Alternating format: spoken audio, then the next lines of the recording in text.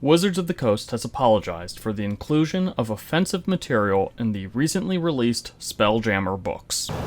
I made a huge tiny mistake. Less than a day after removing several paragraphs from the D&D Beyond version of Spelljammer Adventures in Space, Wizards of the Coast has apologized for the inclusion of offensive material in those books. "We failed you, our players, and our fans, and we are truly sorry," read the statement, which was posted on D&D's webpage late on Friday. Wizards has promised a thorough internal review and will carry out necessary actions from that review. As we noted in a previous video, Astral Adventurer's Guide did not include any credited sensitivity consultant or reader in the credits. Wizards also removed all images of the Hadozee, the monkey-like race at the center of the controversy, from the D&D Beyond version of Spelljammer Adventures in Space. There was one image of a Hadozee bard that was especially criticized on the internet for its similarity to imagery of blackface minstrels.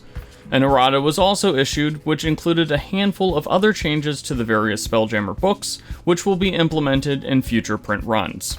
You can check out the errata on D&D's webpage. Now, to be clear, this entire controversy comes down to Wizards of the Coast stating that they are trying to move past certain fictional tropes that parallel the real-world denigration and suffering that actual groups of people have gone through. No one is claiming that the Hadozee are meant to be a stand-in for a real-world people, only that an entire race, even a fictional race, should have its default history tied to forced slavery, colonization, and eugenics. That doesn't mean that you can't include it in your game, just that D&D shouldn't make it the default that every table has to work around if they don't want that type of content in their games. Return from whence you came. The inclusion of the Hadozee backstory, which as we mentioned in a previous video, appears nowhere in any past Spelljammer book, also feels out of place in a setting that features space clowns, beholder asteroids, and vampirates.